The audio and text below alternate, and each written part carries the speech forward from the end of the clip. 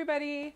So today is Monday, and that means it's time for family movie night. And this is the series where I pick a film that is available on Netflix Stream that you can watch with your entire family. This week's choice kind of reminds me of fall, and it is the 24th animated classic from Walt Disney Animated Studios called The Fox and the Hound. Far from a perfect film, I have it right in kind of the middle of my Disney Canon ranking. It's number 34 out of 54 Disney Canon films, but I think it is still an impressive film to watch, and it has some really good things about it. So I think it's definitely worth watching with your family if you get this. Film is an extremely sentimental film. It's not really for cynics or people that don't like things that are a little syrupy, maybe a lot syrupy, and it's about a fox named Todd and a hound dog named Copper. And I always felt like it should be the opposite, because the Copper is orange and the fox is orange, and so he should be named Copper. But it's no big deal. But it's about this, because typically hounds hunt foxes, and so they're supposed to be enemies, but they meet when they're little puppies, little, and they become the best of friends, and they promise themselves that they'll always be friends. And like I said, it's very sentimental, it's very cheesy, but it works for what it is. And it's kind of, the film is kind of narrated by an owl. There's a long line of Disney owls, I don't know if you knew that. And this one is called Big Mama, and she is kind of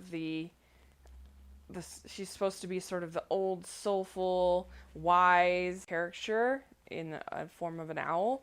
But I did like it. It's definitely kind of a caricature, but I thought that Pearl Bailey as the voice brings some real warmth to it, and I liked her vocal work in the role. And she does all of the singing in the film. The songs are good, they're fine. There's Natural Attraction, Goodbye May Seem Forever, and The Best of Friends. And Best of Friends is probably the best out of the three songs. And Copper is owned by this sort of redneck hunter guy named Amos, and he has another dog that's been kind of head chief named Chief.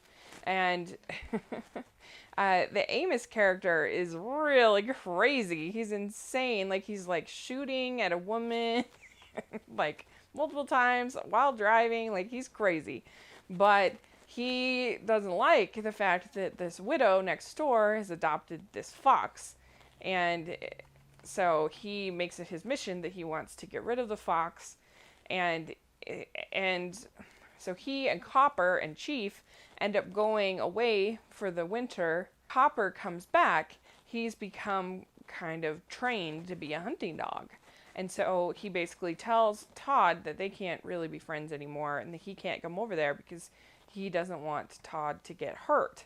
And so that's where the story kind of goes, and you have this battle back and forth between the widow and Amos, and there's sort of a conflict between Todd and Copper, and it all kind of leads up to this really great finale with this bear that's amazingly animated. It's pretty scary. It might be too scary for little kids. I think the ending of this film is really strong. I think the way that they don't become like the best of friends again, and there's not some overly happy ending for how sentimental the rest of the film is. I think that's kind of refreshing. Animation is beautiful throughout. It's really pleasant to look like. This film recruited a ton of big names that would become a huge part of animation, even up until Frozen. So here's some of the names that started at Disney Animation during Fox and the Hound. We had John Lasseter, John Musker, Ron Clements, who did Aladdin and Hercules and other things, Glenn Keane, Tim Burton, Brad Bird, Henry Selick, Chris Buck, who did Frozen, and Mark Dindal. So that is huge names in animation. So we should be grateful for this film, even if only for that. That I nitpick that I have for this film is the character of Vixie, voiced by Sandy Duncan. I think is really obnoxious. I don't like her. She's such a dopey female character. It just annoys me when, so Big Mama says, "Oh, he's handsome," talking about Todd, and immediately her first reaction is, "Oh, handsome? he sounds nice. Like, what does handsome have to do with being nice?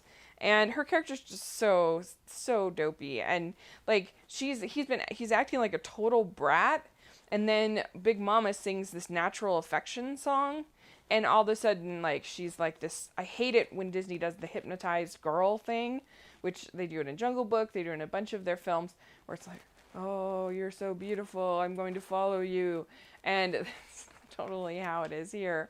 You're just like, you were just mad at him. This is stupid. And he even says, Todd calls her a silly, empty-headed female. And she is a silly, empty-headed female. And that annoys me. I don't like it. But it's a small part of the movie, so it's not a big deal. But the animation is beautiful. I liked the comic relief with Dinky and Boomer. It's a lot of fun. You get great voice talent, like I said, with Pearl Bailey. You have Mickey Rooney as Todd, Kurt Russell as Copper, and all the other vocal performances are very good. The ending I thought was really good. And so overall, I think it has enough to be definitely worth a watch. What you think of Fox and the Hound, if it's a favorite of yours, put in the comment section. And thanks so much. Please subscribe to my channel, and I'll talk to you later. Bye.